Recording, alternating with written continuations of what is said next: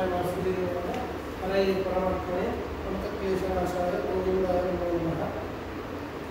ನಿನ್ನೆಯ ರಾಮಾಯಣ ಉಪನ್ಯಾಸದಲ್ಲಿ ನಾವು ರಾಮಾಯಣದಲ್ಲಿ ಧರ್ಮ ಅಂತ ಹೇಳಿದರೆ ಧರ್ಮ ಅನ್ನೋ ಶಬ್ದಕ್ಕೇನು ರಾಮಾಯಣದಲ್ಲಿ ರಾಮ ಅಂತ ಅರ್ಥ. ಯಾಕೆಂತ ಹೇಳಿದ್ರೆ ಧರ್ಮದ ಒಂದು ಚಿತ್ರವನ್ನು ಬಿಡಿಸಿದ್ರೆ ಅದಕ್ಕೆ ರಾಮ ಅಂತಲೇ ಅರ್ಥ ಆಗುವಂತ ಹಿಂದೆ ಉಮಾಮಹೇಶ್ವರ ಭಟ್ರು ನಮಗೆ ತಿಳಿಸಿಕೊಟ್ಟಿದ್ದಾರೆ. ಅವರಿಗೆ ನಾನು ಇವತ್ತು ಸ್ವಾಗತವನ್ನು ಕೊಡ್ತಾ ಇದ್ದೇನೆ. ಅವರು ಅದೇ ಕೇವಲ ರಾಮನ ಜೊತೆಗೆ ಸೀತೆ, ಲಕ್ಷ್ಮಣ, ಹನುಮಂತ ಮತ್ತು ಭರತ ಈ 4 ಪಾತ್ರಗಳು ಕೂಡ ಅತ್ಯಂತ ಮುಖ್ಯ ಅಂತ ನಮಗೆ ಹೇಳಿದರು. ಅದರ ಮುಂದಿನ ವಿವರಣೆಯನ್ನು ಇವತ್ತು ಮಾಡಲಿಕ್ಕಿದ್ದಾರೆ. ಅವರು ಅದನ್ನು ಇವತ್ತಿನ ಉಪನ್ಯಾಸ ನಡೆಸಿಕೊಳ್ಬೇಕು ಅಂತ ಕೇಳಿದರು.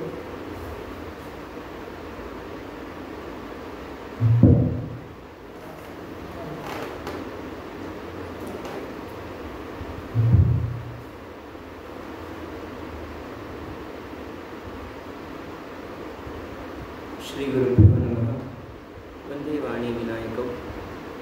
ರಾಮಾಯ ರಾಮಭದ್ರಾಯ ರಾಮಚಂದ್ರಾಯ ವೇಧಸೆ ರಘುನಾಥಾಯ ನಾಥಾಯ ಸೀತಾಯಾಃ ಪತಯೇ ನಮಃ. ಯೋऽन्तಃ ಪ್ರವಿಶ್ಯ ಮಮ ವಾಚಮಿಮಾಂ ಪ್ರಸಕ್ತಾಂ ಸಂಜೀವಯತ್ಯಖಿಲಶಕ್ತಿಧರಸ್ವಧಾಮ್ನಾ ಅನ್ಯಾಂಶ್ಚ ಹಸ್ತಚರಣಶ್ರವಣತ್ವಗಾದೀನ್ ಪ್ರಾಣಾನ್ ನಮೋ ಭಗವತೆ ಪುರುಷಾಯ ತುಭ್ಯಂ. ರಾಮಾಯಣದ ಈ ಒಂದು ಉಪನ್ಯಾಸ ಮಾಲಿಕೆಯಲ್ಲಿ ನಾವು ತುಂಬ ವಿಶೇಷವಾಗಿ ಧರ್ಮ ಸ್ವಾರಸ್ಯಗಳು ರಾಮಾಯಣದಲ್ಲಿ ಹೇಗಿದೆ ಅಂತ ನೋಡ್ತಾ ಇದ್ದೀವಿ. ಇವತ್ತು ಅಷ್ಟೇ ರಾಮಾಯಣದಲ್ಲಿ ಧರ್ಮ ಸ್ವಾರಸ್ಯದ ಮುಂದುವರೆದ ಭಾಗಗಳನ್ನು ನಾವು ನೋಡ್ತಾ ಕೆಲವೊಂದು ಅಂಶಗಳನ್ನು ಇಲ್ಲಿ ಗಮನಿಸ್ಕೊಳ್ತೀವಿ. ವಿಶೇಷವಾಗಿ ಹೇಗೆ ಅಂತ ಹೇಳಿದ್ರೆ ನಮಗೆ ಒಂದು ಸ್ವಾರಸ್ಯ ಆದರ್ಶವನ್ನು ತೋರಿಸಿ ಹಾಗಿರು ಅಂತ ಹೇಳುವಂಥದ್ದು ಕ್ರಮ ನಾವು ನೋಡ್ತೀವಿ.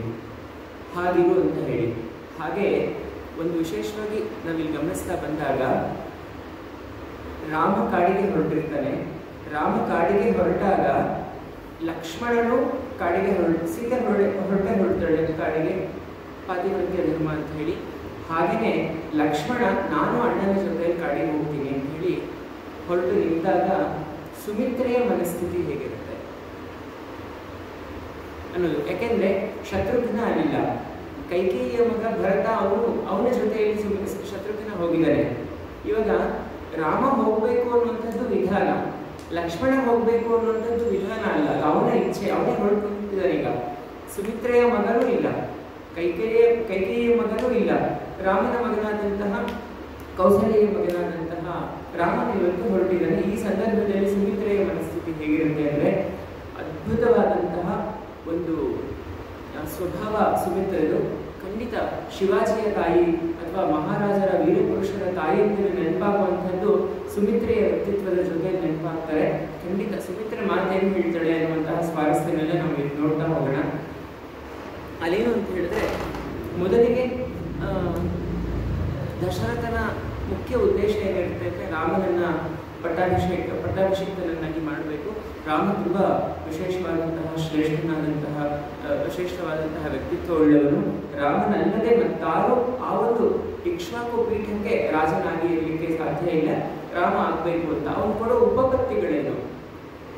ಯಾಕೆಂದ್ರೆ ಒಬ್ಬ ರಾಜನನ್ನ ನಿರ್ಣಯ ಮಾಡಬೇಕು ಅಂತ ಹೇಳಿದ್ರೆ ನಾವು ನೋಡ್ತೀವಿ ಒಂದು ದೇಶದಲ್ಲಿ ಒಬ್ಬರ ನಿರ್ಣಯ ಹೇಗಾಗ್ತಾ ಇದೆ ಅಂತ ಹೇಳಿ ಮತವನ್ನು ಚಲಾಯಿಸ್ತೀವಿ. ಅದರ ಆಧಾರದ ಮೇಲೆ ವ್ಯಕ್ತಿಗಳ ನಿರ್ಣಯ ಆಗುತ್ತೆ. ಆದರೆ ರಾಜನ ನಿರ್ಣಯ ಮಾಡಬೇಕಾದ್ರೆ ಎಷ್ಟು ದೃಷ್ಟಿಯಲ್ಲಿ ಅವರನ್ನು ನೋಡ್ತಾರೆ ಅನ್ನುವಂತಹ ಎಲ್ಲ ಸ್ವಾರಸ್ಯಗಳು ಅಯೋಧ್ಯಕಾಂಡದ ಮೊದಲ 1-2 ಸರ್ಗಗಳಲ್ಲಿ ನಮಗೆ ಸಿಗುತ್ತೆ. ರಾಜನ ಅಭಿಪ್ರಾಯ ಏನು, ರಾಜನ ಅಭಿಪ್ರಾಯಕ್ಕೆ ಅನುಗುಣವಾಗಿ ಪ್ರಜೆಗಳ ಅಭಿಪ್ರಾಯ ಇದೆಯಾ ಅನ್ನುವಂಥದ್ದು 3 ಸರ್ಗಗಳಲ್ಲಿ ನಮಗೆ ಸಿಗುತ್ತೆ. ಅಲ್ಲೇನು ಅಂತ ಹೇಳಿದ್ರೆ ಅದೇ ದಶರಥ ಪೂರ್ಣವಾಗಿ ಹೇಳುವಂಥದ್ದು ಅದೇ ಮಾತುಗಳು. ಕದಾಚಿತ್ ಉಪಕಾರೇಣ ಕೃತೆ ನೈಕೇನ ತುಷ್ಯತಿ ನಸ್ಮರತ್ ಉಪಕಾರಾಣ ಶತಮಪಿ ಆತ್ಮವತ್ತೆಯ. ಅವನಿಗೆ ಯಾರಾದರೂ ಒಂದು ಉಪಕಾರ ಮಾಡಿದ್ರು ಅದನ್ನು 100 ಮಾಡಿ ರಾಮ ನೆನಪಿಸ್ಕೊಳ್ತಾನೆ. ಒಂದೇ ಒಂದು ಅಪಕಾರವನ್ನು ಅವನು ತನ್ನಲ್ಲಿ ಮನಸ್ಸಿಗೆ ಹಚ್ಕೊಳ್ಳೋದೇ ಇಲ್ಲ ಅಂತ. ಹಾಗೆ ಅವನು ಹೇಳಬೇಕಾದ್ರೆ ಬರುತ್ತೆ ಸಾನುಕ್ರೋಶೋ ಜಿತಕ್ರೋಧೋ ಬ್ರಾಹ್ಮಣ ಪ್ರತಿ ಪೂಜಕ ದೀನಾನುಕಂಪಿ ಧರ್ಮಜ್ಞ ನಿತ್ಯಂ ಪ್ರಗ್ರಹವಾನ್ ಶುಚಿಹಿ. ಯಾಕಂದ್ರೆ ಧರ್ಮಜ್ಞ ಅಂತ ಇದೆ. ಧರ್ಮಜ್ಞ ಅನ್ನೋ ಶಬ್ದದ ಸ್ವಾರಸ್ಯ ಏನು ಅಥವಾ ಆ ಶಬ್ದಕ್ಕೆ ಎಷ್ಟು ವಿಸ್ತಾರವಾದ ಅರ್ಥ ಸಿಗುತ್ತೆ ಅನ್ನುವಂಥದ್ದನ್ನ ನಾವು ನೋಡಿದ್ದೀವಿ. ರಾಮ ಧರ್ಮವನ್ನು ತಿಳಿದಿದ್ದಾನೆ. ರಾಮ ಧರ್ಮವನ್ನು ತಿಳಿದಿರುವುದರಿಂದ ರಾಜಪೀಠಕ್ಕೆ ಅರ್ಹನಾದವನು ಅಂತ ಹೇಳಿ. ಹಾಗೆಯೇ ಅಲ್ಲಿ ವಿಶೇಷವಾಗಿ ಧರ್ಮಜ್ಞಾನ ಅಂತ ನಾವು ನಿನ್ನೆ ಎರಡು ನೋಡಿದ್ವಿ. ಜೀವಲೋಕದ ಧರ್ಮವನ್ನು ರಕ್ಷಣೆ ಮಾಡ್ತಾ ಇದ್ದಾನೆ, ಹಾಗೆ ತನ್ನ ಧರ್ಮವನ್ನು ಅವನು ರಕ್ಷಣೆ ಮಾಡ್ತಾನೆ ಅನ್ನುವಂತಹ ಮಾತು ಮತ್ತೆ ಬರುತ್ತೆ. ಕುಲೋಚಿತ ಮತಿ ಕ್ಷಾತ್ರಂ ಸ್ವಧರ್ಮಂ ಬಹು ಮನ್ಯತೆ ಅಂತ ಹೇಳಿ. ಅವನು ಕುಲಕ್ಕೆ ಉಚಿತವಾದಂತಹ ಯಾವ ಪ್ರಜ್ಞೆ ಅವನಿಗಿರಬೇಕು ಅಂತಹ ಪ್ರಜ್ಞೆ ಅವನಿಗಿದೆ. ಮತ್ತು ಒಂದು ವಿಶೇಷ ಏನು ಅಂತ ಹೇಳಿದ್ರೆ, ಅವನು ಸ್ವಧರ್ಮಂ ಬಹುಮನ್ಯತೆ, ಅವನ ಧರ್ಮ ಏನಿದೆಯೋ, ತನ್ನ ಏನಿದೆಯೋ, ಅವನ ಸ್ವಭಾವ ಏನಿದೆಯೋ, ಅವನ ಕರ್ತವ್ಯ ಏನಿದೆಯೋ, ಅವನ ಗುಣಶೀಲಗಳು ಅವನ ಸ್ವಭಾವ ಚರಿತ್ರೆಗಳಲ್ಲಿ ಏನಿದೆಯೋ ಅದನ್ನು ತುಂಬ ವಿಶೇಷವಾಗಿ ಗಮನಿಸ್ತಾನೆ. ಅದು ರಾಮನ ವಿಶೇಷತೆ. ಸ್ವಧರ್ಮಂ ಬಹುಮನ್ಯತೆ. ಸ್ವಧರ್ಮ ಯಾವುದು ಇಲ್ಲಿ ಅಂತ ಹೇಳಿದ್ರೆ, ಕುಲೋಚಿತ ಮತಿ ಕ್ಷಾತ್ರಂ ಅಂತ ಮಾತಿದೆ. ಅಂದರೆ ಕ್ಷಾತ್ರ ಧರ್ಮವನ್ನ ಅವನು ರಾಜನಾಗಿ ತುಂಬ ಹೆಚ್ಚಿನದಾಗಿ ತಿಳಿತಾನೆ. ಕ್ಷಾತ್ರ ಧರ್ಮವನ್ನು ವಿಶೇಷವಾಗಿ ಅವನು ಗ್ರಹಿಸುವುದರಿಂದ, ಅದನ್ನು ಅಪ್ಪುವುದರಿಂದ ರಾಜಪೀಠಕ್ಕೆ ಅವನೇ ಅರ್ಹನಾಗ್ತಾನೆ ಅನ್ನುವಂತಹ ಮಾತನ್ನ ಸೂಕ್ಷ್ಮವಾಗಿ ದಶರಥ ಗ್ರಹಿಸಿದ್ದಾನೆ, ಇಲ್ಲಿ ಹೇಳ್ತಾ ಇದ್ದಾನೆ ಅನ್ನುವಂತಹ ಅರ್ಥಗಳು. ಹಾಗೆ ಧರ್ಮ ಕಾಮಾರ್ಥ ತತ್ವಜ್ಞ, ಪುರುಷಾರ್ಥಗಳ ಎಲ್ಲ ಬೆಲೆಗಳನ್ನು ಅವನು ತಿಳಿದಿರುವಂಥವನು ಅಂತ ಹೇಳಿ. ಹಾಗೆ ಎಲ್ಲ ಧರ್ಮದ ತುಂಬ ಅಂಶಗಳಿಂದಲೇ ರಾಜನ ನಿರ್ಣಯ ಆಗುತ್ತೆ ಅನ್ನುವಂಥದ್ದು ಗೊತ್ತಾಗುತ್ತೆ. ಶ್ರೈಷ್ಠ್ಯಂ ಶಾಸ್ತ್ರ ಸಮೂಹೇಶು ಪ್ರಾಪ್ತೋ ವ್ಯಾಮಿಶ್ರಣೇಶು ಚ ಅರ್ಥಧರ್ಮೌ ಚ ಸಂಗೃಹ್ಯ ಸುಖತಂತ್ರೋ ರಚಾಲಸಃ ಅಂತ ಹೇಳಿ. ಅವನು ಸುಖವಾಗಿ ಈ ರಾಜ್ಯ ತಂತ್ರವನ್ನು ನಿರ್ವಹಿಸುವಂತಹ ಶಕ್ತಿ ಉಳ್ಳವನು. ಹಾಗೆ ಅರ್ಥ ಧರ್ಮಗಳನ್ನು ತುಂಬ ಚೆನ್ನಾಗಿ ಅವನು ನಿಭಾಯಿಸ್ತಾನೆ ಅಂತ ಹೇಳಿ. ಹಾಗೆ ಎಲ್ಲ ರೀತಿಯಲ್ಲಿ ಅವನನ್ನು ನಾವು ನೋಡ್ತಾ ಬಂದಾಗ ಧರ್ಮವೇ ಅವನಿಗೆ ಜೀವಾತುಭೂತವಾಗಿದ್ದು, ಧರ್ಮದ ಆಧಾರದ ಮೇಲೆ ಅವನು ರಾಜ್ಯದ ಪೀಠವನ್ನ ಅಲಂಕರಿಸುವವನ ನಿರ್ಣಯ ಆಗ್ತಾ ಇತ್ತು ಅನ್ನೋದು ಗೊತ್ತಾಗುತ್ತೆ. ಹಾಗೆ ಆತ್ಮನಶ್ಚ ಪ್ರಜಾನಾಂಚ ಶ್ರೇಯಸೇ ಚ ಪ್ರಿಯೇಣ ಚ ಪ್ರಾಪ್ತ ಕಾಲೇ ಸ ಧರ್ಮಾತ್ಮ ಭಕ್ತಿಯ ತ್ವರಿತವಾನ್ ನೃಪಃ ಅಂತ ಇದೆ. ಹಾಗೆ ಆ ಒಂದು ರಾಜನನ್ನ ಕೂರಿಸಬೇಕು ಅಂದ್ರೆ, ಯುವರಾಜನ ಸ್ಥಾನದಲ್ಲಿ ರಾಮನನ್ನ ಕೂರಿಸಬೇಕು ಅಂತ ಹೇಳಿ ದಶರಥ ಹಾಕಿರುತ್ತಾ ಇದ್ದ. ಅವನು ಧರ್ಮಾತ್ಮನಾಗಿದ್ದ ಅಂತ. ಯಾರು ಒಬ್ರು ಒಳ್ಳೆ ವ್ಯಕ್ತಿಗಳಿದ್ರೆ ಧರ್ಮಾತ್ಮರಪ್ಪ ಅವರು ಅಂತ ಹೇಳಿ ನಾವು ಕರಿತೀವಿ. ಅಂತ ಹೇಳಿದ್ರೆ ಆ ವ್ಯಕ್ತಿಗಳಲ್ಲಿ ಆ ರೀತಿ ನಾವು ಧರ್ಮವನ್ನೇ ನೋಡ್ತೀವಿ, ಧರ್ಮದ ಮತ್ತೊಂದು ರೂಪವಾಗಿ ನೋಡ್ತೀವಿ. ವಾಲ್ಮೀಕಿ ಮಹರ್ಷಿಗಳ ಉಪಕ್ರಮದಲ್ಲಿ ಮೊದಲಿಗೆ ಧರ್ಮಾತ್ಮ ಅಂತಾನೆ ಮಾತು ಬರುತ್ತೆ. ರಾಮನಿಗೂ ಧರ್ಮಾತ್ಮ ಸತ್ಯಸಂಧಷ್ಟ ಅಂತ ಹೇಳಿ ಮಾತು ಬರುತ್ತೆ. ಇಲ್ಲೂ ಅಷ್ಟೇ ಧರ್ಮಾತ್ಮ ಪ್ರಾಪ್ತೇ ಕಾಲೇ ಸ ಧರ್ಮಾತ್ಮ ಭಕ್ತಿಯ ತ್ವರಿತವಾನ್ ನೃಪಃ. ದಶರಥ ಹಾತೊರಿತಾ ಇದ್ದ ಆ ಒಂದು ಇಕ್ಷ್ವಾಕು ಪೀಠಕ್ಕೆ ರಾಜನನ್ನಾಗಿ ಮಾಡಬೇಕು ರಾಮನನ್ನ ಅಂತ ಹೇಳಿ ಅವನು ಹಾತೊರಿತಾ ಇದ್ದ. ಅವನು ಧರ್ಮಾತ್ಮ ಅನ್ನುವಂಥದ್ದು ಗೊತ್ತಾಗುತ್ತೆ. ಧರ್ಮವನ್ನ ಬೆಂಬಲಿಸಬೇಕು ಅನ್ನುವಂಥದ್ದು ಇದರಿಂದ ಗೊತ್ತಾಗುತ್ತೆ. ಹಾಗೆ ತುಂಬ ವಿಶೇಷವಾದಂಥ ಸಂಗತಿಗಳಿದೆ. ಹಾಗೆ ನಾನು ಈಗ ಮೊದಲೇ ಹೇಳಿದ ಹಾಗೆ ಕಾಡಿಗೆ ಹೊರಟು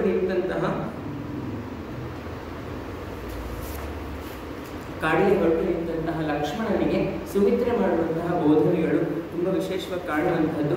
ಆ ಥರದ ಕೆಲವೊಂದು ಅಂಶಗಳನ್ನ ನಾವು ನೋಡ್ತಾ ಬರೋಣ. ಒಂದು ಮಾತಿದೆ, ನಾವು ನಿನ್ನೆ ನೋಡಿದ್ದೀವಿ, ರಾಮೋ ವಿಗ್ರಹವಾನ್ ಧರ್ಮ ಅಂತ ಮಾತಿದೆ. ಏಷ ವಿಗ್ರಹವಾನ್ ಧರ್ಮ, ಈ ಮಾತುಗಳಿಂದ ಪ್ರೇರಣೆಗೊಂಡು ರಾಮೋ ವಿಗ್ರಹವಾನ್ ಧರ್ಮ ಅನ್ನುವಂತಹ ಧರ್ಮ ಸ್ವರೂಪಿಯಾಗಿ ರಾಮನೇ ಕಾಣಿಸ್ತಾ ಇದ್ದಾನೆ ಅಂತ ಹೇಳಿ ಗೊತ್ತಾಯಿತು. ಈ ಸಂದರ್ಭದಲ್ಲಿ ಸುಮಿತ್ರೆಯ ಉಪದೇಶಗಳು, ಲಕ್ಷ್ಮಣನಿಗೆ ಆದಂತಹ ಉಪದೇಶಗಳು ತುಂಬ ಚೆನ್ನಾಗಿದೆ. ಸೃಷ್ಟಸ್ತ್ವಂ ವನವಾಸಾಯ. ಸೃಷ್ಟಸ್ತ್ವಂ ಅಂತ ಹೇಳಿ ತುಂಬ ವಿಶೇಷವಾದಂಥ ಅರ್ಥ ಆಗಿದೆ. ಸೃಜ ವಿಸರ್ಗೆ ಅಂತಲೂ ಧಾತು ಇದೆ, ಸೃಷ್ಟಿ ಅನ್ನೋ ಅರ್ಥದಲ್ಲೂ ಧಾತು ಇದೆ. ನಿನ್ನನ್ನು ಹೆತ್ತಿದ್ದೆ ಕಾಡಿಗೆ ಕಳಿಸಲಿಕ್ಕಾಗಿ ಯಾವ ತಾಯಿ ಈ ಮಾತು ಹೇಳಲಿಕ್ಕೆ ಸಾಧ್ಯ ಆಗಬಹುದು? ಅಥವಾ ನೀನು ಹುಟ್ಟಿರುವುದೇ ನಿನ್ನನ್ನು ವನವಾಸಕ್ಕೋಸ್ಕರನೇ ಕಳಿಸ್ತಾ ಇದ್ದೀನಿ ಅಂತ. ಸೃಷ್ಟಸ್ತ್ವಂ ವನವಾಸಾಯ, ಸೃಜ ವಿಸರ್ಗೆನೇ ಕಳಿಸ್ತಾ ಇದ್ದೀನಿ ಅನ್ನೋ ಅರ್ಥ ಬರುತ್ತೆ. ಏನಂತ ಹೇಳಿದ್ರೆ ನಿನ್ನನ್ನು ಹೆತ್ತಿದ್ದೆ ಕಾಡಿಗೆ ಕಳಿಸ್ಲಿಕ್ಕಾಗಿ ಅಂತ ಹೇಳಿ. ಸ್ವನುರಕ್ತ ಸದೃಜನೆ ರಾಮೇ ಪ್ರಮಾದಂ ಮಾಕಾರ್ಷಿ ಪುತ್ರ ಭ್ರಾತರಿ ಗಚ್ಚತಿ. ರಾಮನಲ್ಲಿ ತಪ್ಪನ್ನು ಮಾಡಬೇಡ, ಕಾಡಿನಲ್ಲಿ ಹೋಗ್ಬೇಕಾದ್ರೆ ರಾಮನಲ್ಲಿ ತಪ್ಪನ್ನು ಮಾಡಬೇಡ ಅಂದ್ರೆ ಈ ಮಾತಿಗೆ ಅರ್ಥ ಏನು? ನಾವು ಆಲೋಚನೆ ಮಾಡಿದ್ರೆ ನಮ್ಗೆ ಇದು ಗೊತ್ತಾಗುತ್ತೆ. ರಾಮನಲ್ಲಿ ತಪ್ಪು ಮಾಡಬೇಡ ಅಂತ ಹೇಳಿದ್ರೆ ರಾಮ ಧರ್ಮದ ಮತ್ತೊಂದು ರೂಪ, ರಾಮ ವಿಗ್ರಹವಾದ ಧರ್ಮದಲ್ಲಿ ತಪ್ಪು ಮಾಡಬೇಡ ಅಂತ. ಆದರೆ ಸಾಮಾನ್ಯವಾದ ವ್ಯಕ್ತಿಗಳಿಗೆ ಅಧರ್ಮ ಮಾಡಬೇಡ ಅಥವಾ ಧರ್ಮದಲ್ಲಿ ತಪ್ಪು ಮಾಡಬೇಡ ಅಂತ ಹೇಳುವುದು ಗೊತ್ತಾಗಲ್ಲ. ಅವರಿಗೆ ಧರ್ಮದ ಅಂದಾಜು ಸಿಗೋದಿಲ್ಲ. ಯಾಕೆಂದ್ರೆ ಧರ್ಮ ಅಮೂರ್ತವಾದಂತಹ ಪದಾರ್ಥ. ಅದಕ್ಕೋಸ್ಕರ ಧರ್ಮ ಅಮೂರ್ತವಾಗಿರೋದ್ರಿಂದ ಧರ್ಮ ಸ್ವರೂಪಿಯಾದಂತಹ ಯಾವುದಾದ್ರೂ ಮೂರ್ತ ಅಂಶವನ್ನು ತೋರಿಸಿ ನೀನು ಹಾಗಿರು ಅಥವಾ ಹೀಗೆ ಮಾಡಬೇಡ ಅಂತ ಹೇಳಿದ್ರೆ ಆಯಿತು. ಹಾಗೆ ಸುಮಿತ್ರೆ ಹೇಳುವಂತಹ ಮಾತೇನು ಅಂತ ಹೇಳಿದ್ರೆ, ರಾಮೇ ಪ್ರಮಾದ ಮಾಕಾರ್ಷಿ, ಧರ್ಮದಲ್ಲಿ ತಪ್ಪನ್ನ ಎಸಗಬೇಡ ಅಂತ ಹೇಳಲಿಕ್ಕೋಸ್ಕರ ಅಧರ್ಮ ನಿನ್ನಿಂದ ಆಗದೇ ಇರೋ ತರ ನೀನು ನಡ್ಕೋಬೇಕು ಅಂತ ಹೇಳಲಿಕ್ಕೋಸ್ಕರ ಸುಮಿತ್ರೆ ಹೇಳುವಂತಹ ಮಾತೇನು ಅಂದ್ರೆ, ರಾಮೇ ಪ್ರಮಾದ ಮಾಕಾರ್ಷಿ, ರಾಮ ಬೇರೆಲ್ಲ ಧರ್ಮ ಬೇರೆಲ್ಲ ಅಂತ. ಆಮೇಲೆ ಲಕ್ಷ್ಮಣ 14 ವರ್ಷ ಕಾಡಲ್ಲಿ ಹೇಗಿರಬೇಕು ಅಂತ ಹೇಳಿ ಒಂದೇ ಒಂದು ಶ್ಲೋಕ ಇದೆ, ಅದು ತುಂಬಾ ಪ್ರಸಿದ್ಧವಾದಂತಹ ಶ್ಲೋಕ. ಆ ಶ್ಲೋಕವನ್ನು ನಾವೀಗ ನೋಡ್ತಾ ಹೋಗೋಣ. ಏನು ಅಂತ ಹೇಳಿದ್ರೆ, ವ್ಯಸನೀವ ಸಮೃದ್ಧೋವ, ಬೇರೆ ಶ್ಲೋಕ ಬರುತ್ತೆ, ಅದಾದ್ಮೇಲೆ ಬೇಕಾಗಿರುವಂತಹ ಶ್ಲೋಕವು ಸಿಗುತ್ತೆ. ವ್ಯಸನೀವ ಸಮೃದ್ಧೋವ ಗರಿರೇಶ ತವಾನಘ ಏಷ ಲೋಕೆ ಸತಾಂ ಧರ್ಮಃ ಯಜ್ಯೇಷ್ಠ ವಶವೋ ಭವೇತ್. ಈ ಮಾತುಗಳು ರಾಮಾಯಣಕ್ಕೆ ಒಂದು ತುಂಬಾ ವಿಶೇಷ ಇದೆ. ಶತಕೋಟಿ ಪ್ರವಿಸ್ತರಂ ಅಂತ, ಖಂಡಿತ ಹೆಜ್ಜೆ ಹೆಜ್ಜೆಗೂ ಶತಕೋಟಿ ಪ್ರವಿಸ್ತರತೆ ಹೇಗಿದೆ ಅದನ್ನ ನಾವು 100 ಕೋಟಿ 1000 ಕೋಟಿಯಾಗಿ ನಾವು ನೋಡಿದ್ರು ಅಷ್ಟು ವಿಸ್ತೃತವಾಗಿ ರಾಮಾಯಣ ಸಿಗುತ್ತೆ. ಹೆಜ್ಜೆ ಹೆಜ್ಜೆಯಲ್ಲಿ ಕಣಕಣಗಳಲ್ಲಿ ರಾಮಾಯಣ ಸಿಗುತ್ತೆ. ಇಲ್ಲೂ ಒಂದು ಅದೇ ತರ ಉದಾಹರಣೆ ಈಗ ತಾನೇ ಹೊಳೆದಿದ್ದು ಹೇಳ್ತೀನಿ. ಏನಂದ್ರೆ, ವ್ಯಸನೀವ ಸಮೃದ್ಧ, ರಾಮ ಹೇಗಾದ್ರೂ ಇರಲಿ, ರಾಮ ಹೇಗಾದ್ರೂ ಜೀವನ ಮಾಡಲಿ, ನಿನಗೆ ಗತಿ ಯಾರು ಅಂತ ಹೇಳಿದ್ರೆ ರಾಮ ಮಾತ್ರ. ರಾಮನಲ್ಲದೆ ಮತ್ತೊಂದು ಗತಿ ನಿನಗಿಲ್ಲ. ನೀನೇನೇ ಆದರ್ಶವನ್ನು ಆಚರಣೆ ಮಾಡಿದ್ರು ರಾಮನನ್ನ ಮಾತ್ರ ನೀನು ನಡೆಸ್ಕೊಂಡು ಹೋಗು, ರಾಮನನ್ನು ನೀನು ಒಪ್ಪಿ ನಡಿಬೇಕು, ಅದಲ್ಲದೆ ನಿನಗೆ ಮತ್ತೊಂದಿಲ್ಲ ಅಂತ ಹೇಳ್ತಾ ಇರುವಂಥದ್ದು.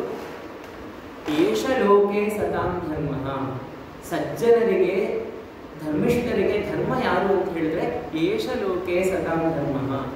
ಏಷ ವಿಗ್ರಹವಾನ್ ಧರ್ಮ ಅಂತ ಹೇಳಿ ಹಿಂದೆ ವಸಿಷ್ಠರು ವಿಶ್ವಾಮಿತ್ರರಿಗೆ ಹೇಳಿದ ಮಾತನ್ನು ನಾವು ಕೇಳಿದ್ವಿ. ಹಾಗೆ ರಾಮ ವಿಗ್ರಹವಾನ್ ಧರ್ಮ ಅಂತ ಹೇಳಿದ ಮಾತನ್ನು ನಾವು ಕೇಳಿದ್ವಿ. ಈಗ ಸುಮಿತ್ರೆ ರಾಮನನ್ನ ತೋರಿಸುತ್ತಾ ಲಕ್ಷ್ಮಣನಿಗೆ ಹೇಳ್ತಾ ಇರೋದೇನು ಅಂದ್ರೆ, ಏಷ ಲೋಕೆ ಸತಾಂ ಧರ್ಮ, ಸಜ್ಜನರಿಗೆ ಧರ್ಮ ಏನಾದ್ರು ಇದ್ರೆ ಅದು ರಾಮ ಮಾತ್ರ. ಅಂದ್ರೆ ನಮ್ಗೆ ಎಷ್ಟು ಪರಿಪರಿಯಾಗಿ ಧರ್ಮದ ಸ್ವಾರಸ್ಯಗಳು ರಾಮಾಯಣದಲ್ಲಿರುವಂಥದ್ದು, ರಾಮನ ಪರವಾದಂತಹ ಧರ್ಮ ಸ್ವಾರಸ್ಯಗಳು ಸಿಗುತ್ತೆ ಅಂತ ಹೇಳಿ. ಹಾಗೆ ಯಜ್ಯೇಷ್ಠ ವಶವೋ ಭವೇತ್, ಯಜ್ಯೇಷ್ಠ ವಶವೋ, ದೊಡ್ಡವರ ವಶದಲ್ಲಿ ನೀನಿರಬೇಕು ಅಂತ. ಇದು ತುಂಬಾ ವಿಶೇಷವಾಗಿ ನಮಗೆ ಸಿಗುವಂತಹದ್ದು ಎಲ್ಲಿ ಅಂತ ಹೇಳಿದ್ರೆ, ವಾಲಿಯ ಅವಸಾನ ಆಗಿರುತ್ತೆ, ಕೊನೆಯಲ್ಲಿ ವಾಲಿಯ ಪ್ರಾಣ ಹೋಗಬೇಕು. ವಾಲಿ ಪ್ರಾಣ ಹೋಗಬೇಕಾದ್ರೆ ವಾಲಿ ಕೆಲವಾರು ಮಾತುಗಳನ್ನು ಆಡ್ತಾನೆ. ರಾಮನ ಜೊತೆಯಲ್ಲಿ ಮಾತನಾಡುವಂತ ಸಂದರ್ಭ ಕೆಲವುದಿದೆ, ಆದರೆ ಅಷ್ಟೊತ್ತಿಗೆ ತಾರೆ ಓಡಿ ಬಂದಿರ್ತಾಳೆ, ಸುಗ್ರೀವ ಅಂಗದ ಎಲ್ಲರೂ ಬಂದಿರ್ತಾರೆ. ಕೊನೆಯಲ್ಲಿ ಸುಗ್ರೀವನ ಕರ್ತವ್ಯ ಏನು, ಅಂಗದ ಹೇಗಿರಬೇಕು, ಮಗನಾದ ಅಂಗದ ಕೊನೆಯ ಕ್ಷಣದಲ್ಲಿ ತನ್ನ ಮುಂದೆ ಇದ್ದಾನೆ, ಜೀವ ಹೋಗ್ತಾ ಇರುವಂತಹ ಸಂದರ್ಭದಲ್ಲಿ ವಂಶದ ಬೆಳಕಾದ ಅಂಗದ ಇದ್ದಾನೆ. ಅಂಗದನಿಗೆ ವಾಲಿಯ ಉಪದೇಶ ಏನು, ವಾಲಿ ಏನ್ ಹೇಳ್ತಾನೆ, ಅಕಸ್ಮಾತ್ ಆ ಮಾತಲ್ಲ ವಾಲಿ ಹೇಳಿಲ್ಲ ಅಂದಿದ್ರೆ ರಾಮಾಯಣದಲ್ಲಿ ಎಂತ ವಿಕಾರ ಆಗಿರಬಹುದಿತ್ತು ಅಂತ ಹೇಳಿ ಗೊತ್ತಾಗುತ್ತೆ. ಏನಂತ ಹೇಳಿದ್ರೆ, ಸುಗ್ರೀವ ವಶವೋ ಭವ, ನೀನು ಸುಗ್ರೀವನ ವಶದಲ್ಲಿ ಇರು. ಯಾರ ಮಾತಿನಿಂದ ರಾಮ ಪ್ರೇರಿತನಾಗಿ ವಾಲಿಯನ್ನು ಸಂಹಾರ ಮಾಡಿದ್ನೋ ಆ ವಾಲಿಗೆ ಕೊನೆಯಲ್ಲಿ ಜ್ಞಾನೋದಯ ಆಯಿತು. ಜ್ಞಾನೋದಯ ಆದ್ಮೇಲೆ ಸಾಮಾನ್ಯವಾದಂತಹ ಜ್ಞಾನೋದಯ ಅಲ್ಲ, ಅವನು ನಿಜವಾಗ್ಲೂ ವಿವೇಕ ಬಂತು, ಅವನ ಕೊನೆಯಲ್ಲಿ ಶರಣಾಗತಿಯನ್ನು ರಾಮನಲ್ಲಿ ಕಾಣ್ತಾನೆ, ಎಲ್ಲವೂ ಆಯಿತು. ಆದರೆ ಕೊನೆಯಲ್ಲಿ ಹೇಳಿದ ಮಾತು ಏನಂತ ಹೇಳಿದ್ರೆ, ನೀನು ಸುಗ್ರೀವ ವಶವೋ ಭವ, ಸುಗ್ರೀವನ ವಶದಲ್ಲಿ ನೀನಿರಬೇಕು ಅಂತ ಹೇಳಿ. ಅಕಸ್ಮಾತ್ ಈ ಮಾತು ಹೇಳಿಲ್ಲ ಅಂದ್ರೆ ಅಂಗದಕ್ಕೆ ಇನ್ಯಾವ ತರ ವಿಕಾರ ಆಗಿರಬಹುದಾಗಿತ್ತು. ಅದಕ್ಕೋಸ್ಕರ ಆ ಮಾತನ್ನ ಅಂಗದನು ಮೀರಲಿಲ್ಲ, ಎಲ್ಲೂ ಅಂಗದನು ಮೀರಲಿಲ್ಲ ಇಡೀ ರಾಮಾಯಣದಲ್ಲಿ. ಅದೊಂದು ವಿಶೇಷವಾಗಿ ಸಿಗುವಂತ ಸಂಗತಿ. ಅಷ್ಟೇ ಅಲ್ಲದೆ ಸುಗ್ರೀವನಿಗೆ ವಾಲಿ ಹೇಳುವಂತ ಮಾತು ಏನಂತ ಹೇಳಿದ್ರೆ, ಮಗನಂತೆ ಇವನನ್ನು ನೋಡ್ಕೊಂತ. ಎರಡೂ ಕಡೆಯಿಂದ ನಮಗೆ ಸಿಗುತ್ತೆ. ಯಜ್ಯೇಷ್ಠ ವಶವೋ ಭವೇತ್ ಅಂತ ಹೇಳಿ ಇಲ್ಲಿರುವಂತಹ ಮಾತಿದೆಯಲ್ಲ, ನೀನು ಹಿರಿಯರ ಸಮ್ಮುಖದಲ್ಲಿ ಅಥವಾ ಅವರ ಒಂದು ನೇತೃತ್ವದಲ್ಲಿ ನೀನು ಜೀವನ ಮಾಡಬೇಕು. ಯಜ್ಯೇಷ್ಠ ವಶವೋ, ಅಣ್ಣನ ಮರ್ಯಾದೆಯಲ್ಲಿ, ಅಣ್ಣನ ಒಂದು ಜೀವನದಲ್ಲಿ ನೀನು ನಿಂತುಬಿಡಬೇಕು ಅಂತ ಹೇಳಿರುವಂತಹ ಮಾತು. ಇದಂ ಹಿ ವೃತ್ತ ಮುಚಿತಂ ಕುಲಸ್ಯಾಸ್ಯ ಸನಾತನಂ ದಾನಂ ದೀಕ್ಷಾ ಚ ಯಜ್ಞೇಶು ತನು ತ್ಯಾಗೋ ಗೃಹೇಶು ಚ ಅಂತ ಇದೆ. ನಮ್ಮ ಇಕ್ಷ್ವಾಕು ಕುಲದ ಆಚರಣೆ ಅಂದ್ರೆ ಇದೇ ಆಚರಣೆ, ಇದು ಬಿಟ್ಟು ಮತ್ತೊಂದು ಆಚರಣೆ ಇಲ್ಲ. ಅದಕ್ಕೋಸ್ಕರ ನೀನು ರಾಮನಿಗೆ ಶರಣಾಗಿ ಜೀವನ ಮಾಡು, ಅದೇ ನಿನ್ನ ಜೀವನದ ಲಕ್ಷ್ಯ ಅಂತ. ಮತ್ತಷ್ಟೇ ಅಲ್ಲ, ಮುಂದೆ ಇನ್ನೂ ಒಂದು ಬರುತ್ತೆ. ಲಕ್ಷ್ಮಣಂ ತ್ವೇವ ಮುಕ್ತ್ವಾಸೌ ಸಂಸಿದ್ಧಂ ಪ್ರಿಯ ರಾಘವಂ ಸುಮಿತ್ರ ಗಚ್ಚೇತಿ ಪುನಃ ಪುನರುವಾಚಿತಂ. ಸುಮಿತ್ರೆ ಅವ್ರಿಗೆ ಹೋಗು ನೀವು ರಾಮನ ಜೊತೆ ಹೋಗು ಅಂತ ಮತ್ತೆ ಮತ್ತೆ ಹೇಳ್ತಾ ಇದ್ದಾಳೆ. ಈಗೊಂದು ಶ್ಲೋಕ ಬರುತ್ತೆ. ಶ್ಲೋಕ ತುಂಬ ಪ್ರಸಿದ್ಧವಾದಂತಹ ಶ್ಲೋಕ. ರಾಮಂ ದಶರಥಂ ವಿದ್ಧಿ ಮಾಂ ವಿದ್ಧಿ ಜನಕಾತ್ಮಜ ಅಯೋಧ್ಯ ಮಠನಿಂ ವಿದ್ಧಿ ಗಚ್ಚ ತಾತ ಯಥಾ ಸುಖಂ. ನಿನ್ನ ಜೀವನ ಇಷ್ಟೇ ಅಪ್ಪ. ರಾಮಂ ದಶರಥಂ ವಿದ್ಧಿ, ರಾಮನಲ್ಲಿ ನೀನು ದಶರಥನನ್ನ ಕಾಣು. ಹಾಗೆ ಮಾಂ ವಿದ್ಧಿ ಜನಕಾತ್ಮಜ, ನನ್ನನ್ನು ನೋಡಬೇಕು ಅಂದರೆ ಸೀತೆಯನ್ನು ನೋಡು. ನಿನಗೆ ಸೀತೆ ಬೇರೆ ಅಲ್ಲ, ಸುಮಿತ್ರೆ ಬೇರೆ ಅಲ್ಲ, ದಶರಥ ಬೇರೆ ಅಲ್ಲ, ರಾಮ ಬೇರೆ ಅಲ್ಲ. ನಿನಗೆ ಅಯೋಧ್ಯೆ ಯಾವುದು ಅಂದರೆ ಕಾಡೇ ನಿನಗೆ ಅಯೋಧ್ಯೆ. ಸೃಷ್ಟಸ್ವಂ ವನವಾಸಾಯ, ಕಾಡೇ ನಿನಗೆ ಅಯೋಧ್ಯೆ ಆಗಿದೆ.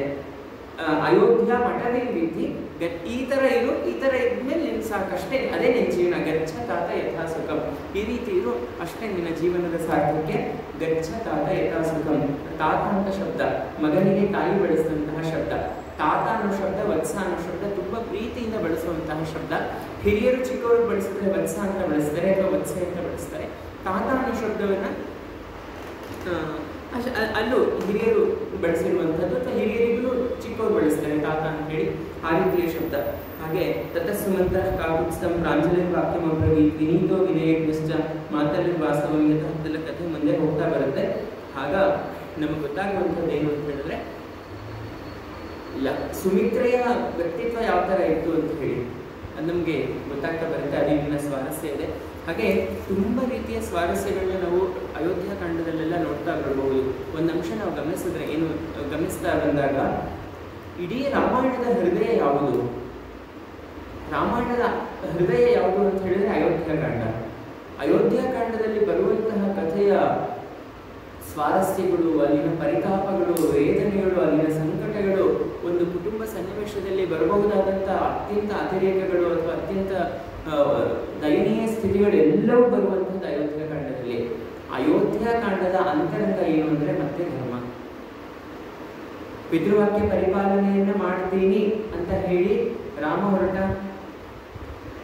ಇಕ್ಷ್ವಾಕು ಕುಲದಲ್ಲಿ, ಇಕ್ಷ್ವಾಕು ವಂಶದಲ್ಲಿ ಹಿರಿಯನೇ ಧರ್ಮದ ಅಧಿಕಾರಿಯಾಗಬೇಕು, ರಾಜ್ಯ ಸಿಂಹಾಸನವನ್ನು ರಾಮನೇ ಹೊಂದಬೇಕು ಅಂತ ಹೇಳಿ ಭರತ ಎಷ್ಟೇ ಶತ ಪ್ರಯತ್ನ ಮಾಡಿದ್ರು ಅವನ ಸಿಂಹಾಸನವನ್ನು ಹತ್ತಲಿಲ್ಲ. ಅವನು ಆ ಧರ್ಮವನ್ನು ಪಾಲನೆ ಮಾಡಿದ. ಹಾಗೆಯೇ ಆ ಧರ್ಮವನ್ನು ಅವನು ಪಾಲನೆ ಮಾಡಿದ. ನಾನು ಅಂದ್ಕೊಂಡಿದ್ದು ಸಾಧ್ಯ ಆಗಲಿಲ್ಲ ಅಂತ ಹೇಳಿ ದಶರಥನ ಪರಿತಾಪ ಇತ್ತು. ಕೌಸಲ್ಯಗೆ ರಾಮ ಹೇಳ್ತಾನೆ, ನಿನ್ನ ಧರ್ಮ ಏನು ಅಂತ ಹೇಳಿದ್ರೆ ನನ್ನ ಜೊತೆ ಬರೋದಲ್ಲ, ನೀನು ಇಲ್ಲೇ ಇದ್ದು ತಂದೆಯ ಸೇವೆ ಮಾಡಬೇಕು ಅಂತ ಹೇಳಿ ಕೌಸಲ್ಯಗೆ ರಾಮ ತಾಯಿಗೆ ಧರ್ಮವನ್ನು ಹೇಳ್ತಾನೆ. ಅಂದರೆ ಪ್ರತಿಯೊಂದು ಧರ್ಮದ ಆಧಾರದ ಮೇಲೆ ನಡೀತಾ ಬಂದಂತಹ ಒಂದು ವಿಶೇಷವಾದಂತಹ ಕಾಂಡ ಅಂದರೆ ಈ ಸಮಗ್ರ ರಾಮಾಯಣ ಹಾಗೆ ಇದೆ. ಅದರಲ್ಲೂ ಯಾಕೆ ಅಷ್ಟೊಂದು ಅಯೋಧ್ಯಕಾಂಡದಲ್ಲಿ ಒಂದು ಅಂತರಂಗ ಧ್ವನಿ ಇದೆ ಅಂತ ಹೇಳಿದ್ರೆ ಇದೇ ಕಾರಣ. ಧರ್ಮ ಅಯೋಧ್ಯಕಾಂಡದಲ್ಲಿ ತುಂಬ ಘನವಾಗಿ ನಮಗೆ ಸಿಗ್ತಾ ಬರುತ್ತೆ ಅಂತ. ಇವೊಂದು ವಿಶೇಷವಾದಂಥ ಸಂದರ್ಭ ಇದೆ. ಏನು ಅಂತ ಹೇಳಿದ್ರೆ, ಕೈಕೇಯಿ ಕೋಪಗ್ರಹಕ್ಕೆ ಹೋಗಿರ್ತಾಳೆ. ಮುಂದಿನ ಕಥೆ ಏನು ಅಂತ ನಿಮಗೆ ಗೊತ್ತಿರುತ್ತೆ. ಏನು ಅಂತ ಹೇಳಿದ್ರೆ, ರಾಮ ಕಾಡಿಗೆ ಹೋಗಬೇಕು, ಭರತನಿಗೆ ಪಟ್ಟಾಭಿಷೇಕ ಆಗಬೇಕು, ಇದು ಅವಳು ಕೇಳಿದಂತಹ ವರ. ನಿಜವಾಗ್ಲೂ ಹೇಳೋದಾದ್ರೆ ದಶರಥ ರಾಮನಿಗೆ ಮಾತು ಹೇಳಲ್ಲ. ದಶರಥ ಪರಿತಪಿಸಿ ಬಿದ್ದಿರ್ತಾನೆ, ಅಂಗನಾಚಿ ಕೇಳ್ಕೊಳ್ತಾನೆ, ಇದೊಂದನ್ನಾದ್ರೂ ಬಿಟ್ಬಿಡು, ಯಾಕೋಸ್ಕರ ರಾಮ ಕಾಡಿಗೆ ಹೋಗ್ಬೇಕು, ಅಕಸ್ಮಾತ್ ಭರತ ಆಗೋಗ್ಲಿ, ರಾಜನಾಗ್ಲಿ, ಆದರೆ ರಾಮನ ಯಾಕಮ್ಮ ಕಾಡಿಗೆ ಕಳಿಸ್ತೀನಿ ಅಂತ ಹೇಳಿ ತುಂಬ ಬೇಡ್ಕೊಳ್ತಾನೆ. ಆ ಸಂದರ್ಭದಲ್ಲಿ ಏನೇ ಆದ್ರೂ ತಲೆ ಕೆಟ್ಟಂತಹ ಕೈಕೇಯಿ ಒಪ್ಕೊಳ್ಳೋದಿಲ್ಲ. ಈಗ ಮತ್ತೆ ರಾಮ ಬಂದಿರ್ತಾನೆ ಅಂತ ಅಂದರೆ ಅಲ್ಲಿ ಕೋಪಗ್ರಹಕ್ಕೆ ಬಂದಿರ್ತಾನೆ. ಆ ಸಮಯದಲ್ಲಿ ಕೈಕೇಯಿ ರಾಮನನ್ನ ತುಂಬ ರೀತಿಯಲ್ಲಿ ಕಟ್ಟಿ ಹಾಕ್ತಾಳೆ.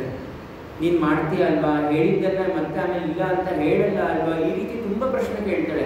ಅವಾಗ ರಾಮ ಕೊಡುವಂತಹ ಉದಾಹರಣೆಗಳು, ಉತ್ತರಗಳು ತುಂಬ ಅದ್ಭುತವಾಗಿದೆ.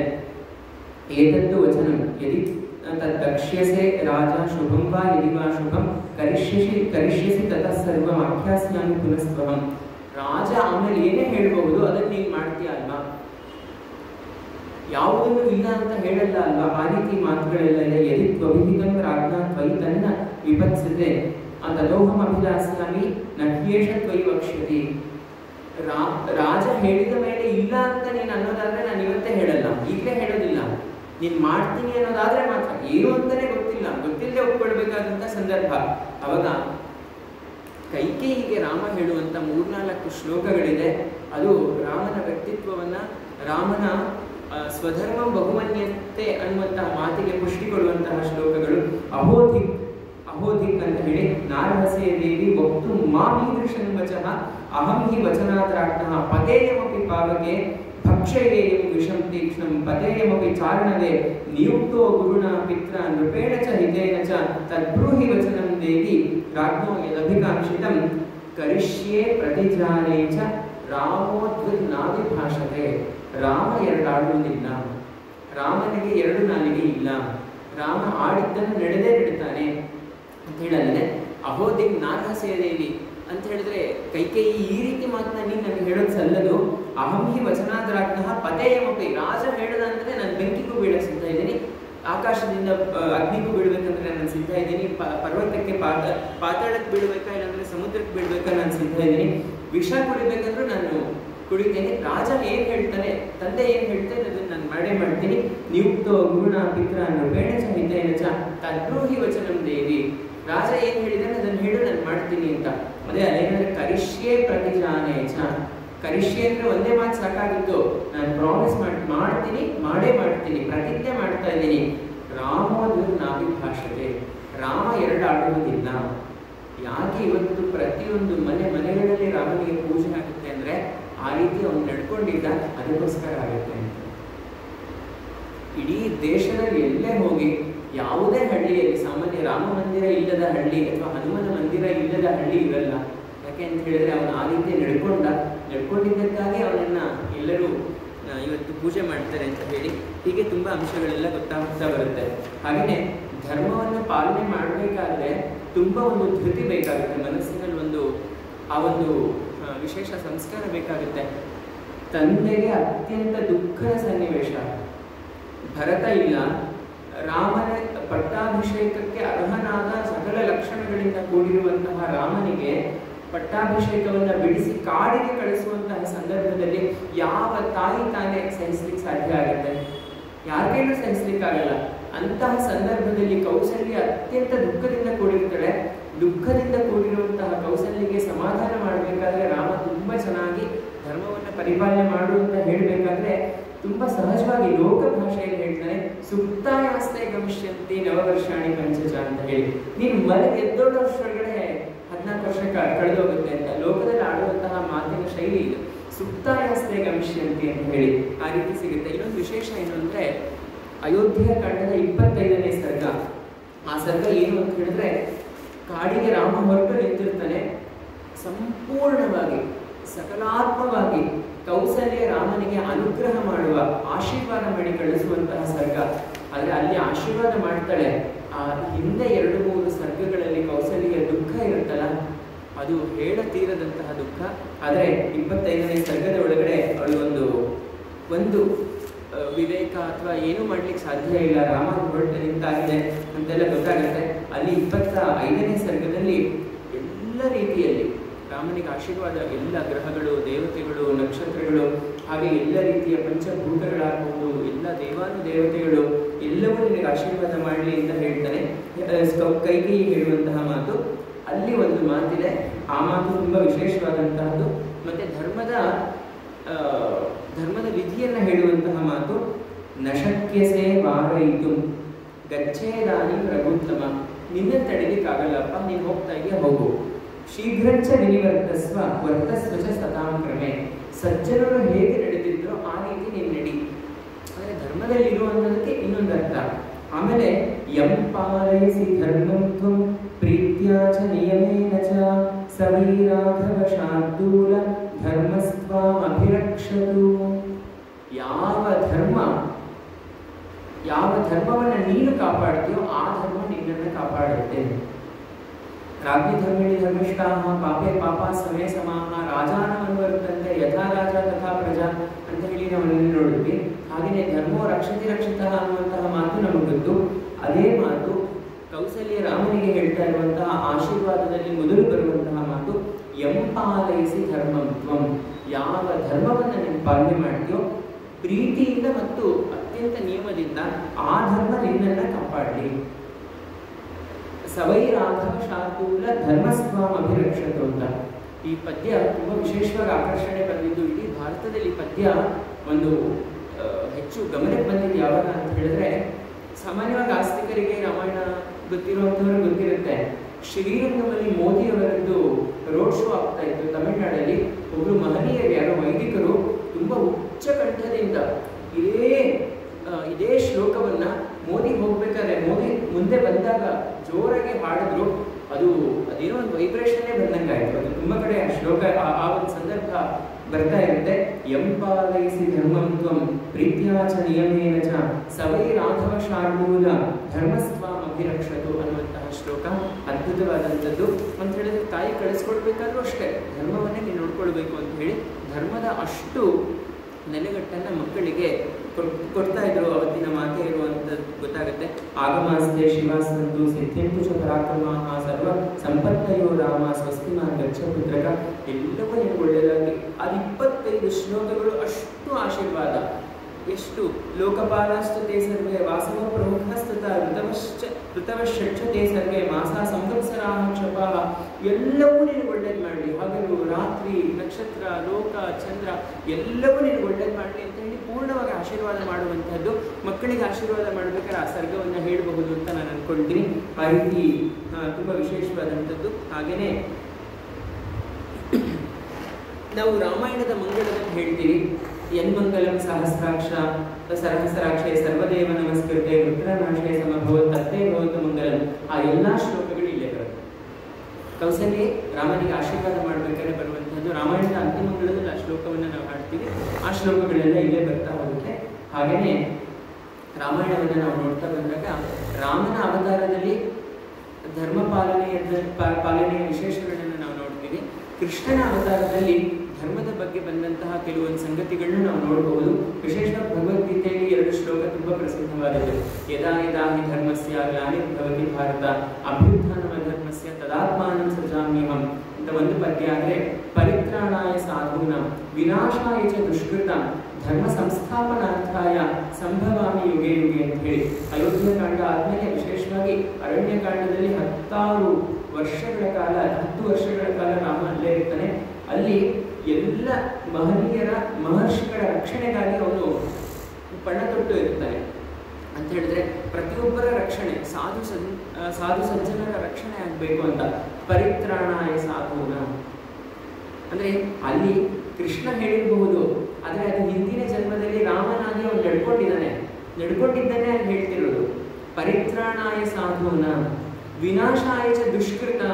ವಿರಾಧನ ಸಂಹಾರ ಆಯಿತು, ಮಾರೀಚನಿಗೆ ಬುದ್ಧಿ ಕಲಿಸಿದ್ದಾಯಿತು, ವಾಲಿಯನ್ನು ಸಂಹಾರ ಮಾಡಿದ್ದಾಯಿತು, ಕುಂಭಕರ್ಣನ ಸಂಹಾರ ಮಾಡಿದ್ದಾಯಿತು, ರಾವಣನ ಸಂಹಾರ ಮಾಡಿದ್ದಾಯಿತು, ಪ್ರತಿಯೊಂದು ಅಧರ್ಮ ಕರ್ಮಿಗಳನ್ನು ಸಂಹಾರ ಮಾಡಿದ್ದಾಯಿತು, ಧರ್ಮ ಮಾರ್ಗದಲ್ಲಿರುವವರಿಗೆ ಶ್ರೀರಕ್ಷೆ ಕೊಟ್ಟಿದ್ದಾಯಿತು, ದುಷ್ಟ ಶಿಕ್ಷಣ ಆಯಿತು, ಶಿಷ್ಟ ರಕ್ಷಣೆ ಆಯಿತು. ಪರಿತ್ರಾಣಾಯ ಸಾಧೂನ ವಿನಾಶಾಯ ಚ ದುಷ್ಕೃತ ಧರ್ಮ ಸಂಸ್ಥಾಪನಾರ್ಥಾಯ. ಅಭಿಷೇಕ ನಾಟಕ ಅಂತ ಒಂದಿದೆ. ಅಭಿಷೇಕ ನಾಟಕ ಭಾಸ ಮುನಿ ಬರೆದಿರುವಂತಹ, ಭಾಸ ಕವಿ ಬರೆದಿರುವಂತಹ ಒಂದು ನಾಟಕ. ಆ ನಾಟಕದಲ್ಲಿ 3 ಅಭಿಷೇಕಗಳಿದೆ. ಒಂದು ಅಭಿಷೇಕ ಸುಗ್ರೀವನ ಅಭಿಷೇಕ, ಮತ್ತೊಂದು ವಿಭೀಷಣನ ಅಭಿಷೇಕ, ಕೊನೆಯಲ್ಲಿ ಶ್ರೀರಾಮಚಂದ್ರನ ಅಭಿಷೇಕ ಇದೆ. 3 ಅಭಿಷೇಕಗಳನ್ನು ಸೇರಿಸಿಕೊಂಡು ಭಾಸ ಬರೆದಿರುವಂತಹ ನಾಟಕ ಅದು ಅಭಿಷೇಕ ನಾಟಕ ಅಂತ. ಅದು ಅಭಿಷೇಕ ಅಂತ ಪಟ್ಟಾಭಿಷೇಕ ಅನ್ನೋದಕ್ಕಿಂತ ಧರ್ಮ ಅವರಿಗೆ ತಿಳಿದ ಮೇಲೆ, ವಿಭೀಷಣ ಅಂತ ಧರ್ಮದ ಸ್ವರೂಪಿ ಅಂತ ಹೇಳಬಹುದು. ಒಳ್ಳೆ ಚೆನ್ನಾಗಿ ಸುಗ್ರೀವನಿಗೂ ಧರ್ಮ ಬೋಧನೆ ಆದ ಮೇಲೆ ಆ 3 ಜನರ ಅಭಿಷೇಕ ಆಗುತ್ತೆ. ಅಂದರೆ ಅದನ್ನು ಅಭಿಷೇಕ ಅಂತ ಕರೆಯೋ ಬದಲು ಅಥವಾ ರಾಜ್ಯಾಭಿಷೇಕ ಪಟ್ಟಾಭಿಷೇಕ ಅಂತ ಕರೆಯೋ ಬದಲು ಚಕ್ರವರ್ತಿಯ ಅಭಿಷೇಕ, ಧರ್ಮಕ್ಕಾಗಿ ಸಮರ್ಪಿತವಾದ ಚಕ್ರವರ್ತಿಗಳ ಅಭಿಷೇಕ ಅಂತ ನಾವು ಕರೆದರೆ ಯಾವುದೇ ಅತಿಶಯೋಕ್ತಿ ಆಗಲ್ಲ ಅಂತ ಹೇಳಿ ನಾವು ನೋಡಿದ್ರೆ, ಧರ್ಮದ ಪ್ರತಿಷ್ಠಾಪನೆಗಾಗಿ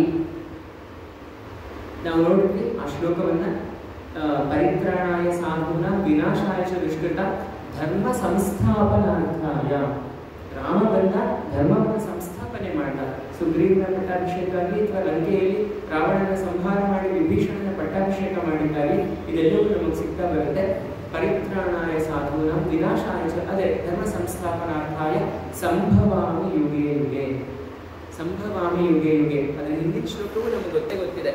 ಯದಾ ಯದಾ ಹಿ ಧರ್ಮಸ್ಯ ಗ್ಲಾನಿರ್ಭವತಿ ಭಾರತ ಅಭ್ಯುತ್ಥಾನಂ ಅಧರ್ಮಸ್ಯ ಅಂತ ಹೇಳಿ, ಧರ್ಮಕ್ಕೆ ಯಾವಾಗ ಗ್ಲಾನಿ ಬರುತ್ತೋ ಅವಾಗ ನನ್ನ ಅವತಾರ ಆಗುತ್ತೆ ಅಂತೇಳಿ ಆ ರೀತಿ ಎಲ್ಲ ಸಂದರ್ಭಗಳು ಬಂತು. ಇವಾಗ ರಾಮಾವತಾರದಲ್ಲಿ ಅವನು ನಡ್ಕೊಂಡಿದ್ದಾನೆ.